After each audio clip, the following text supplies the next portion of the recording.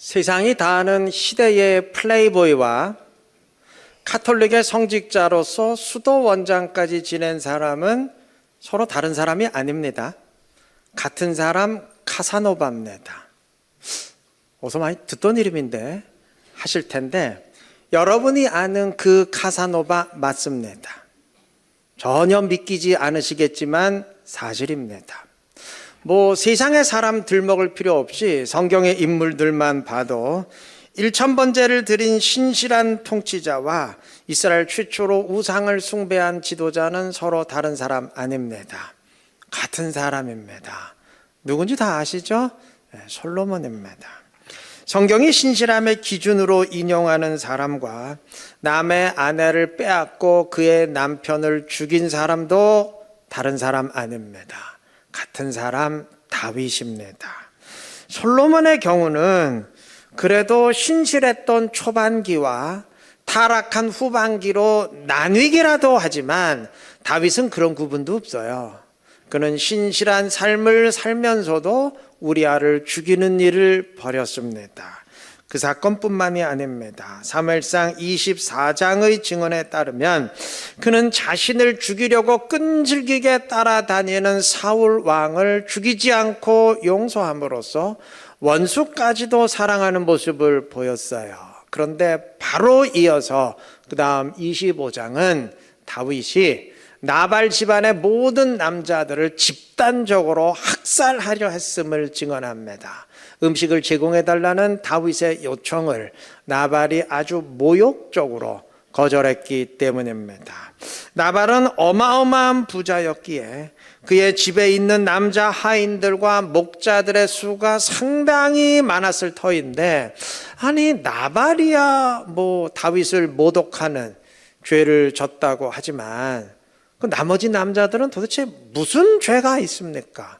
아무 죄가 없잖아요. 그런데 다윗은 다 죽이겠다고 부하들과 함께 칼을 차고 출동했습니다. 천만다행으로 그가 가는 도중에 나발의 아내 아비가일이 길을 막고 지혜롭게 설득을 했기에 망정이지, 만약 그렇지 않았다면 다윗은 그날 정말 끔찍한 집단 학살을 벌였을 겁니다.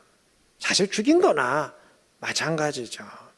자, 24장과 25장의 모습, 이거 달라도 너무나 다르지 않습니까?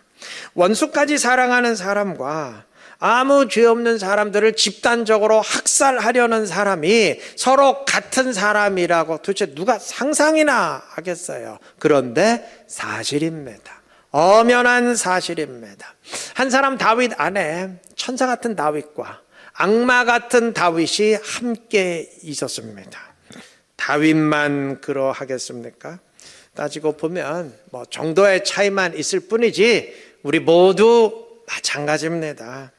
예배와 기도는 신실하게 드리면서도 일상의 삶은 내 멋대로 사는 경우가 얼마나 많습니까? 어느 때 보면 한없이 신실한 사람 같은데 또 어느 때 보면 인간적인 욕망으로 가득한 사람인 경우가 얼마나 많겠습니까? 어찌 보면 이상한 일 아니에요. 당연합니다. 그리스도인은 누구라도 구원받은 하나님의 자녀이면서 동시에 아직은 죄의 본성을 지닌 죄인이기 때문입니다. 하나님의 자녀인 나와 죄인인 내가 내 안에 함께 있으면서 서로 싸우기 때문입니다. 여러분, 사도 바울이 따로 있고 가룟 유다가 따로 있는 것 아닙니다. 누구라도 죄인인 내가 계속 이기다 보면 가룟 유다가 되는 것이고, 하나님의 자녀인 내가 이기다 보면 사도 바울 되는 겁니다. 자, 내 안에 죄인인 나와 하나님의 자녀인 내가 함께 있다는 사실은, 다시 말해서 그토록 신실한 사람 속에도 신실하지 못한 사람이 항상 숨어 있다는 사실은 굉장히 중요한 사실 하나를 명심하게 만듭니다. 그것은 어떤 상황에서건 그 사람이 누구냐, 저 사람이 누구냐, 그걸 기준으로 판단해서는 안 된다는 사실입니다. 그게 참고사항까지는 될 수 있어도 절대 그것 자체가 기준은 될 수 없어요. 신실한 사람에게서도 얼마든지 패역한 행동이 나올 수 있습니다. 신실한 사람도 나중에 타락할 수 있다, 그 정도가 아니고 신실한 그 순간에도 얼마든지 패역한 행동이 만들어질 수 있음을 알아야 됩니다. 때문에 다윗이 우리아를 죽였어도 그건 분명 하나님의 뜻이었을 거야. 우리가 모르는 우리아의 큰 죄가 있었기 때문에 하나님이 다윗을 통해서 심판하셨음이 분명해. 안 그러면 말이 안 되잖아. 다윗이 누군데, 그토록 신실한 다윗인데 패역한 일을 했을 리가 없잖아. 이런 식으로 판단해서는 절대 안 됩니다. 다윗 아니라 그 누구라도 얼마든지 패역한 일 할 수 있어요. 죄인인 이상 어쩔 수 없습니다. 그 누구라도 그가 누구냐, 저 사람이 누구냐 하는 것은 제쳐놓고 그가 한 행동 자체만 놓고 따져야 됩니다. 아무리 다윗이라도 우리가 죽인 것은 그건 중대한 범죄고, 아무리 일천번째 솔로몬이라도 수많은 이방 여인과 결혼한 것은 그건 명백한 잘못이고, 아무리 사무엘이라도 하나님의 지명에 의해서만 사사가 세워질 수 있음을 무시하고 자기 두 아들을 사사로 세습시킨 것은 그건 명백한 범죄입니다.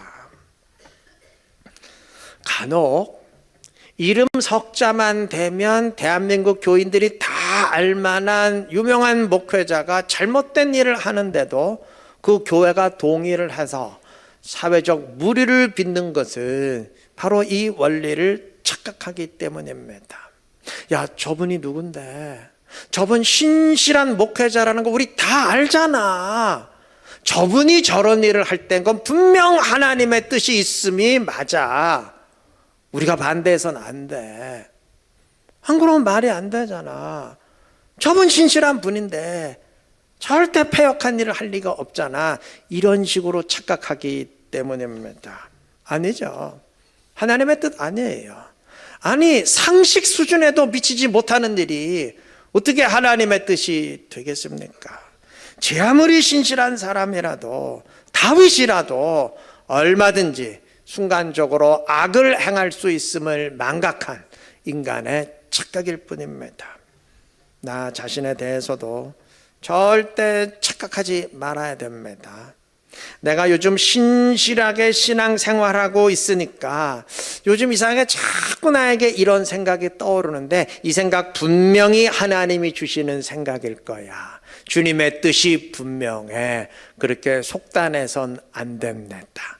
얼마든지 아닐 수 있어요. 얼마든지 그냥 개꿈일 수 있어요. 신실한 사람에게서도 엉뚱한 생각 얼마든지 나올 수 있습니다. 그 사람이 신실하냐 저급하냐 따질 거 없어요. 그 생각 자체만 놓고 따져야 될 것입니다. 내가 요즘 간절히 기도하며 주님을 바라보고 있으니까 절대 하나님을 무시하는 일은 하지 않을 거야. 이 생각도 금물입니다. 얼마든지 할 수 있어요. 내 안에 또 다른 나에게 지는 순간 신실한 나는 여지없이 무너질 수 있습니다. 지킬 박사와 하이드 씨 얘기 아시죠? 인간은 누구나 지킬이면서 동시에 하이드일 수 있는 거예요. 누구나 천사이면서 동시에 악마일 수 있는 겁니다. 그렇지 않아요? 우리 다 하나님의 자녀인데 그러면서 다 죄인이에요.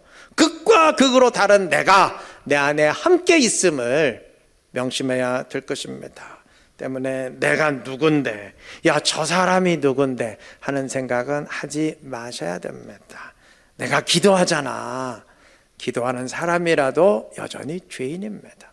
내가 하나님의 자녀잖아. 내가 목사잖아. 내가 장로잖아. 목사, 장로라도 여전히 죄인입니다. 내가 신실하잖아. 신실해도 아직까지는 죄인입니다. 내 안에 신실치 못한 내가 숨어있는 죄인입니다. 이 사실 늘 명심하시기를 바랍니다. 이 사실을 명심하면 우린 절대 방심할 수 없어요. 언제나 경각심을 지닐 수밖에 없습니다.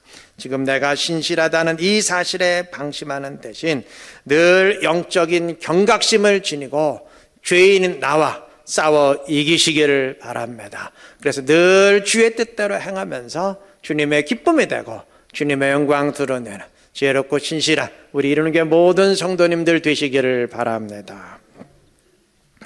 오늘 읽은 민수기 본문엔 발람과 발락이라는 사람이 등장합니다. 이름도 비슷하죠? 발람, 발락. 자, 발람은 이방의 예언자이고 발락은 모압의 왕입니다. 출애굽 이후 40년 동안 광야 생활하던 이스라엘이 가나안에 들어가기 위해 모압 평지에 도착했을 때 이스라엘을 두려워하던 모압 왕 발락은 엄청난 재물을 미끼로 발람을 초청했습니다. 초청의 이유는 발람의 입으로 이스라엘을 저주하도록 하기 위함이었어요. 발람이 저주하는 자는 저주받고 그가 축복하는 자는 복을 받는다라고 믿었기 때문입니다.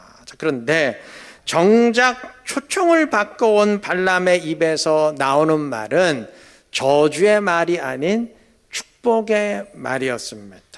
아니, 이스라엘을 저주하라고 데리고 왔는데 저주는 안 하고 계속 축복만 늘어놓고 있으니 발락이 얼마나 어이가 없었겠습니까? 화를 내며 항의하는 발락에게 발람은 말합니다. 본문 12절. 발람이 대답하여 이르되 여호와께서 내 입에 주신 말씀을 내가 어찌 말하지 아니할 수 있으리까? 8절에서도 그는 이렇게 말합니다. 하나님이 저주하지 않으신 자를 내가 어찌 저주하며 여호와께서 꾸짖지 않으신 자를 내가 어찌 꾸짖으랴. 하나님이 이스라엘을 저주하지 않으시는데 내가 어떻게 이스라엘을 저주하겠느냐. 나는 오직 여호와께서 주시는 말씀만 선포할 수밖에 없다. 하나님의 뜻대로만 선포할 뿐이다 라는 의미죠. 자, 이 모습만 보면 발람은 엄청난 재물의 유혹에도 흔들리지 않는 신실한 사람으로 보입니다. 이 모습은 그렇습니다. 그런데 성경 계속 읽어보면, 그 다음 계속 읽으면 이 사건 직후에 발람은 계략을 꾸며서 이스라엘을 바알 숭배에 빠뜨리고 그 일로 인해서 하나님의 심판을 받아 죽습니다. 그러니까 오늘 본문의 모습과는 정반대로 다른 모습이죠. 자, 신실한 모습과 사악한 모습이 모두 한 사람 발람에게서 나타났는데 뭐 하등 놀랄 일 아닙니다. 오늘 설교 서두부터 강조했던 게 그거 아닙니까? 신실한 사람과 신실치 못한 사람이 함께 있는 거, 그게 인간의 존재의 본질입니다. 성경을 아는 사람은 본문의 발람을 과연 신실하다고 할 수 있을까 망설일 겁니다. 왜냐하면 발람이 겉으로는 이스라엘을 축복했어도 속마음은 전혀 아니었기 때문입니다.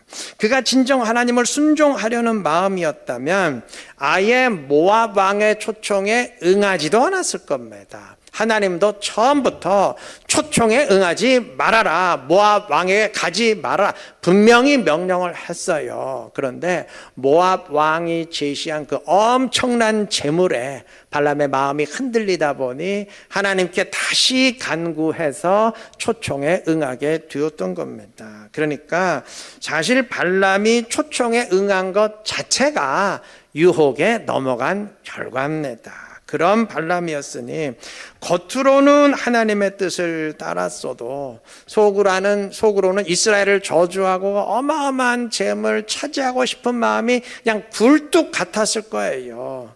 그런데 하나님이 강권적으로 그의 입을 틀어 막다 보니까 뭐 어쩔 수 없이 이스라엘을 축복하는 신실한 모습 보이게 된 겁니다. 이 겉과 속이 너무 다른 모습이죠. 자, 이런 발람의 모습을 우리가 어떻게 해석하던 이 본문 통해서 우리가 한 가지 반드시 명심해야 될 사실이 있습니다. 엄밀히 말해서 속 마음이 온전치 못한 그건 발람도 마찬가지고 우리도 다 마찬가지예요. 오늘 계속 강조했듯이 우리 모두 죄성을 지닌 죄인인 이상 내 안에 신실치 못한 내가 늘 함께 있어요. 속마음 온전치 못해. 어떻게 될지 몰라요. 그럼 어떻게 하면 되겠습니까? 본문의 메시지를 들어야 됩니다. 발람이 유혹을 받아들이고 싶었어도 그렇게 하지 못했던 것은 하나님이 강제적으로 그를 통제하셨기 때문입니다. 바로 이 원리예요. 우리도 발람처럼 하나님의 통제를 받으면 됩니다. 그러면 죄인인 나는 죽고 하나님의 자녀로 늘 살아가게 됩니다. 그러니까 발람처럼 하면 돼요. 단 차이가 있어요. 발람은 본인은 하나님의 통제를 원치 않았지만 하나님이 강제적으로 통제하신 경우고, 우리는 스스로 주님을 내 안에 주인으로 모심으로써 하나님의 통제를 자원해서 받으면 됩니다. 발람처럼 아예 작심하고 하나님의 뜻을 벗어나려는 사람도 하나님이 직접 개입하고 통제하시니까 하나님의 뜻대로 순종했다면, 하나님의 뜻대로 순종하기 위해서 스스로 주님을 내 안에 주인으로 모시는 사람은 얼마나 더 그의 뜻대로 순종하며 살겠습니까? 당연하잖아요. 그게 신앙생활입니다. 본문의 증언에 따르면 모압 왕은 발람이 계속 이스라엘을 축복하니까 장소를 바꿔서 발람을 비스가산 꼭대기로 데려갔어요. 장소가 바뀌어서 발람이 이쪽이 아닌 다른 쪽에서 이스라엘을 보게 되면 아마 축복이 저주로 바뀔 거다. 상황이 바뀌면 이야기도 달라질 거다. 그렇게 판단했기 때문입니다. 그런데 장소가 바뀌고 보는 각도가 바뀌었어도 발람의 말은 바뀌지 않았습니다. 이쪽에서건 저쪽에서건 발람은 계속 하나님의 뜻대로만 순종했어요. 당연하죠. 하나님이 발람을 꽉 붙들고 통제하고 있는데 상황 바뀌었다고 결과가 달라지겠습니까? 우리도 마찬가지예요. 하나님의 손에 붙잡히면 돼요. 하나님의 통제에 속하면 됩니다. 스스로 성령을 내 안에 모신 사람은 상황에 따라 바뀌지 않아요. 시대의 트렌드가 바뀐다고 그렇게 시류에 편승하지 않습니다. 욥의 이야기 다 아시지 않습니까? 사단이 하나님께 제안을 했어요. 욥이 완벽한 상황에 있으니까 저렇게 하나님 잘 섬기는 것이지, 욥도 그의 상황이 안 좋게 바뀌면 하나님 원망하고 저주할 것이라고 장담을 했어요. 그래서 하나님의 허락으로 욥의 상황이 극단적으로 바뀌었는데 욥의 태도 변했습니까? 아니죠. 상황 바뀌어도 태도는 동일했습니다. 우리의 모습 역시 이러해야 됩니다. 하나님께 붙들리면 돼요. 하나님의 통제를 받으면 됩니다. 사도행전 20장 22절에서 바울 사도는 말합니다. 보라, 이제 나는 성령에 매여 예루살렘으로 가는데, 여기 성령에 매여라고 말했습니다. 이게 우리 모두의 특징이 되어야 됩니다. 그리스도인은 성령에 매인 사람, 스스로 주님을 내 안에 주인으로 모심으로써 성령에 붙잡힌 사람 되어야 됩니다. 본문의 발람은 하나님의 강권적인 통제에 붙잡혀 있었지만 하나님이 언제까지나 이렇게 끝까지 강제적으로 통제하는 것은 아닙니다. 언젠간 풀어요. 발람은 하나님의 통제가 풀리자마자 이스라엘을 바알 숭배에 빠뜨림으로 하나님의 심판을 받고 죽었습니다. 방금 언급한 사도 바울도 처음에는 하나님에 의해서 아주 강제적으로 통제를 당한 사람입니다. 예수 믿는 사람들을 체포하려고 다메섹으로 가던 도중 그는 주님을 만났고 그 자리에서 고꾸라졌어요. 그날 바울이 자기가 원해서 주님 만난 거 아니에요. 주님이 강제적으로 그의 길을 막으셨고 통제하셨습니다. 그러나 그날 이후는 달라요. 주님을 체험한 바울은 이후 스스로 주님을 주인으로 모시고 성령의 매인 사람이 되었습니다. 우리도 그래야 됩니다. 자원해서 주님을 내 안에 주인으로 모시고 성령의 매인 사람, 주님께 붙잡힌 사람 되어야 합니다. 그러면 상황에 따라 바뀌지 않아요. 갈라디아서 2장 20절 말씀처럼 이제는 내가 사는 것이 아니고 내 안에 그리스도께서 주인으로 사시는 사람이 되면 상황 바뀐다고, 세상 바뀐다고 신앙 변하지 않습니다. 언제나 한결같은 모습으로 주님을 향합니다. 왜? 주님이 나를 꽉 붙잡고 있으니까. 나는 내 손 놓았어도 주님이 나를 꽉 붙잡고 있기에 주님과 하나 되어 주님 가시는 방향으로 갈 수밖에 없습니다. 그게 신앙생활의 승리의 원리입니다. 이 사실을 명심하시고 늘 주님을 내 안에 주님으로 모시고 주의 손에 붙들려 성령에 매여 주님과 함께 동행하시기를 바랍니다. 그래서 주인된 나를 늘 이기며 주의 뜻 가운데 순종의 길 걸어갈 수 있는 지혜롭고 복된 우리 모두 되시기를 바랍니다. 발람은 이스라엘을 계속 축복하면서 속으로 정말 답답했을 거예요.